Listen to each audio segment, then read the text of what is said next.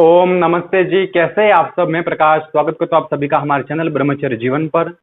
मित्रों, आज अपन बात करने वाले हैं कि ध्यान कैसे किया जा सकता है। अब कई बार अपन बात करते हैं ना कि ब्रह्मचारी को योग, प्राणायाम, ध्यान, मेडिटेशन करना चाहिए, मगर ध्यान किया कैसे जा सकता है और कैसे आप करेंगे तो आपके ब्रह्मचर्य में वो सहायक हो सकता है और आपके ब्रह्मचर्य में कोई भी समस्या आने से बच सकता है। तो इस विषय पर बात करेंगे। आगे बढ़ने से पहले आप वीडियो को लाइक कर लीजिए। चैनल को अभी तक आपने सब्सक्राइब नहीं किया है तो चैनल को सब्सक्राइब करें और बेल आइकन को प्रेस करें ताकि ब्रह्मचर्य से संबंधित हर जानकारी आपको इस चैनल के माध्यम से मिलती रहेगी। पूरी जानकारी के लिए वीडियो को अंत तक जरूर देखें। चलिए आज का वीडियो शुरू करते हैं। तो अपन जानते हैं और हर व्यक्ति चाहता है कि ध्यान कैसे किया जाए, मेडिटेशन कैसे किया जाए।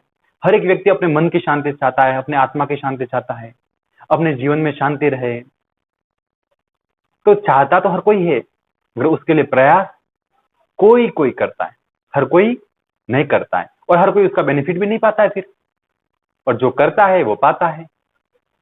तो आप भी अगर यदि चाहते हो ध्यान करना, मेडिटेशन करना, तो कैसे कर सकते? तो उसके लिए कुछ नियम और कैसे किया जा सकता है मैं बताने वाला हूं। तो नियम में आवश्यकता ये रखनी है कि ध्यान सबसे पहले आप शुरुआत करें उस दौरान ब्रह्म मुहूर्त में। आप चाहे 3:30 या 4 बजे खड़े हो जाइए और फिर शौच आदि से निवृत्त होकर के, स्नान करके और अच्छे शुद्ध वस्त्र पहनिए। कपड़े उस समय ऐसे पहनिए जो शरीर पर फिटिंग ना रहे। तो अब मेरे ये कपड़े देखिए आप, तो यहाँ से इतने ढीले होते हैं, ये स्किन स्किन स्किन के फिट यहाँ, मगर कपड़े इतने ढीले ढीले। तो ध्यान के समय शरीर को एकदम, वो कहते हैं झगड़ के रखे, वैसे कपड़े नहीं पहनने।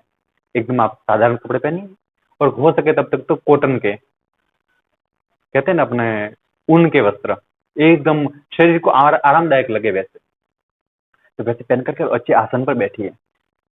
ध्यान करते समय भी ऐसा कहा जाता है मित्रों, जब नीचे जमीन पर सीधे नहीं बैठना चाहिए। आप कोई भी आसन, कंबल इत्यादि बिछा करके आप उसके ऊपर बैठिए। और जब शुरुआत में बैठे, हालांकि जवानों को तो अभ्यास होना चाहिए पद्मासन में बैठने का। पद्मासन में एक दूसरे पैर के ऊपर ऐसे पैर रख करके फिर बैठना चाहिए। ये ना भी बैठ पाए तो अभ्यास बनाइए, क्योंकि आप कहेंगे नहीं हमसे तो नहीं हो पा रहा है, हमको तो पैरों में दर्द होता है, यहाँ पे जांग में दर्द होता है। अरे भाई साहब, देश के लिए, धर्म के लिए बड़े बड़े वीर योद्धा ने अपने जीवन को ही बलिदान दे दिया, तो क्या आप इतना दर्द भी सहन नहीं कर सकते? धीरे धीरे अभ्यास बनाइए और धीरे धीरे दर्द सहन होता जाएगा और आपका समय भी ध्यान में बढ़ता जाएगा। तो पद्मासन में बैठना सबसे बेस्ट कहा जाता है।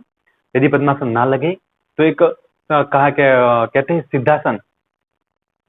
जैसे भगवान शिव जी बैठते हैं, शिव जी की को आपने कोई चित्र देखा हो तो एक पैर ऊपर रखते हैं ना, आलते पालते मारकर तो बैठते, फिर एक पैर को, राइट वाला पैर ऊपर की तरफ रखते हैं, तो वो कहा जाता है सिद्धासन।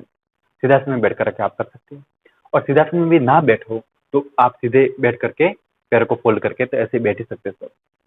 तो वैसे बैठ करके अपने मन को एक बार शांत मन से विचार करना कि मैं ये कितने दिनों के लिए, कितने महीनों के लिए और किस उद्देश्य से ये कर रहा हूं। सोचना, आपकी आत्मिक उन्नति के लिए, आपके खुद के फायदे के लिए, लाभ के लिए आप कर रहे हो, है ना। मेरे कहने से या फिर मेरे फायदे के लिए वो होने वाला नहीं है। ये मन माइंड में रहना चाहिए आपके कहने का मतलब। तो आपको हमेशा ये धारणा रखनी है कि भाई मैं जो ध्यान करूंगा उससे मेरे जीवन में प्रगति के लिए, मेरी आत्मिक उन्नति के लिए, मेरे जीवन में हर बड़े सोपान को प्राप्त करने के लिए ये ध्यान में कर रहा हूं। ऐसा मन में सोच करके, और शुरुआत में से कहा जाए कि दुनिया में चाहे आप किसी भी मंत्र को ना जानो, किसी भी अलग अलग पूजा पद्धतियों को ना जानो, ध्यान की पद्धतियों को ना जानो, मगर एक ओम का उच्चारण और एक गायत्री मंत्र का सर्वश्रेष्ठ सबसे पहले आप करो, तब ओम का उच्चारण कीजिए। ध्यान करने से पहले कम से कम 5 बार ओम का उच्चारण कीजिए। और ओम भी हो ऐसे चिल्ला करके नहीं, ये एकदम शांति से, आपको खुशी की अनुभूति हो, आपको खुद को ऐसे प्रसन्न लगे, अच्छा लगे। अरे कोई कोई लोग तो ओ चिल्ला, उनका खुद थोड़ी देर में उनका सर दर्द करने लग जाता है ओम ओम करते करते। नहीं तो ऐसे नहीं, एकदम शांति से अंदर एकदम आनंदित हो जाओ, आप खुश हो जाओ। तो शांति से ऐसे मैं आपको एक बार प्रैक्टिकल बता रहा हूँ। लंबा श्वास भर करके और फिर एकदम धीमी गति से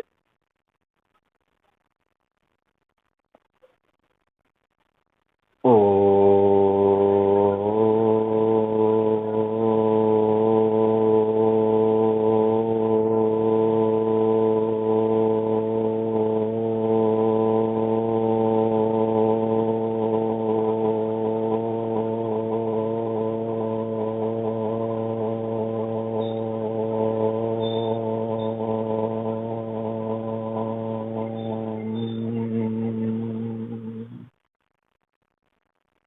इस तरह आप जोर से बोल करके तुरंत थोड़े समय में पूरा कर देंगे, वैसे नहीं। एकदम समय लंबा होना चाहिए, लंबा, जितना उसको लंबा सके उतना लंबाइए। और शुरुआत में कहा जाए ओम 3 धातु से बनता है, 3 अक्षरों से बनता है, अ, उ और म। संस्कृत के हिसाब से कहा जाए, बाकी लिखने में लोग कोई डायरेक्ट ओ और फिर म भी लिखते हैं, किसी भी तरह से आप लिख सकते हो, मगर उसका उच्चारण करें ओ।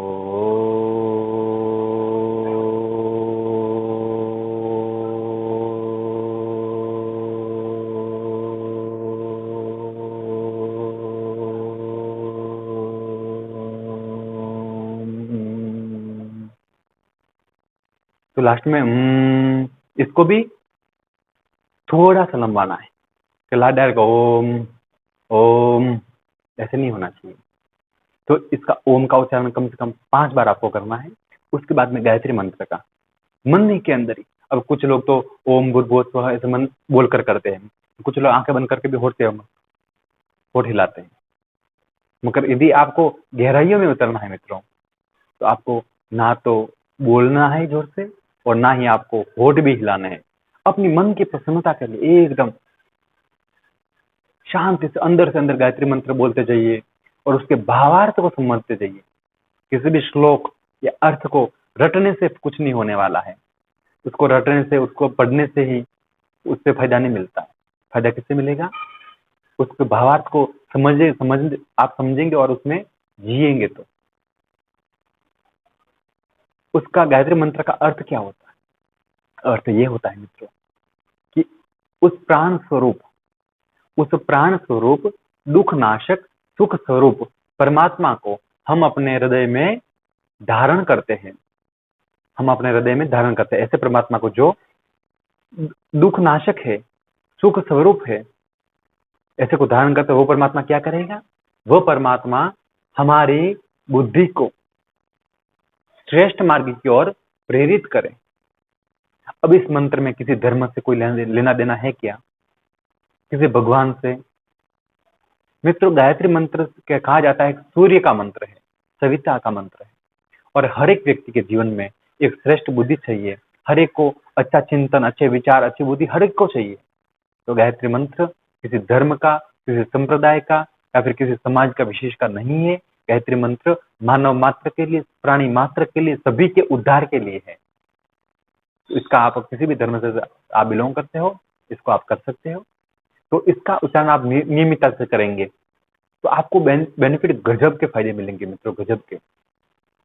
और शुरुआत में कहते हैं ना, आपका मन भटकता है, कोई कहता है हम साधना करें, उस समय हमारे मन में गलत विचार घूमते हैं। मित्रों, उन गलत विचारों पर ध्यान मत दीजिए। मगर बात ये है, सत्य है कि जो विचार गलत, जो कहते हैं कि बोतल में यदि नीचे कचरा भरा हुआ है और ऊपर से आप पानी डालेंगे तो वो कचरा ऐसे होकर के ऊपर आएगा। तो जैसे आपके अंदर जो कचरा भरा पड़ा है वो आप ध्यान कर रहे हैं, अच्छा ये आपके अंदर आ रही है, तो बुरी है धीरे धीरे एग्जिट हो रही है। तो आपको लग रहा है वो विचार आ रहे हैं, बल्कि आ नहीं रहे, वो एग्जिट हो रहे, निकल रहे हैं। उस पर ज्यादा विशेष ध्यान देने की आवश्यकता नहीं है। बाकी अपने को ध्यान केवल अच्छाइयों पर देना है, अपने ध्यान पर देना है, साधना पर देना है। और जैसे जैसे आप ध्यान में उतरते जाएंगे वैसे वैसे आपकी सोचने की बुद्धि क्षमता बढ़ेगी, आपका मेमोरी पावर डेवलप होगा। आपको खुद को लगेगा भाई मैं कोई भी कार्य कर सकता हूं, मेरे लिए कोई भी कार्य बड़ा नहीं है, कोई भी कार्य नामुमकिन नहीं है। और मेरे जीवन का लक्ष्य मेरे खुद के, मेरे पेट का, मेरे परिवार का पूरा करना, तो क्या बात मैं 50 लोगों का पूरा कर सकता हूँ। ऐसी हिम्मत आपके अंदर आएगी और वो आएगी ध्यान से। और जैसे आप इसमें बढ़ेंगे आगे, तो मैं गारंटी के साथ कहता हूं, यदि गलत विचार आपके आने बंद हो जाएंगे तो आपका नाइटफॉल भी बंद हो जाएगा। मित्रों, नाइटफॉल और वीर्य का लेना देना नहीं। कोई कहता है वीर्य ज्यादा हो जाता है नाइटफॉल होता है। अरे भैया, आप समझ नहीं पा रहे हो। दो ही कारण से नाइटफॉल हो रहा है, गलत विचार या फिर गलत आहार। ये दोनों आपके पक्के हैं तो आपको नाइटफॉल कभी हो ही नहीं सकता है। तो थोड़ी थोड़ी सावधानियां रखने से आपको बहुत सारे परिवर्तन मिल सकते हैं। और ध्यान ऐसे कीजिए, और अभी शुरुआत में आप करो तो आप कमरे के अंदर भी करो तो आपकी खिड़की या फिर खुला स्थान होना चाहिए। या तो घर के ऊपर कीजिए, किसी गार्डन में कीजिए, या अपने घर में करो तो आप खिड़कियां वगैरह खुली रख करके कि आपको शुद्ध प्राणवायु मिल सके। ऐसे स्थान पर आप कीजिए तो आपको बहुत कुछ फायदा मिलेगा। और भी आपको कुछ जानकारी चाहिए, कोई ध्यान में भी समस्या आए, आप हमें कमेंट में बता सकते हैं। फिर मिलेंगे एक नई जानकारी के साथ। तब तक के लिए आपका दिन शुभ हो, आपका जीवन मंगलमय हो। इसी प्रार्थना के साथ आप सभी को नमस्कार, प्रणाम।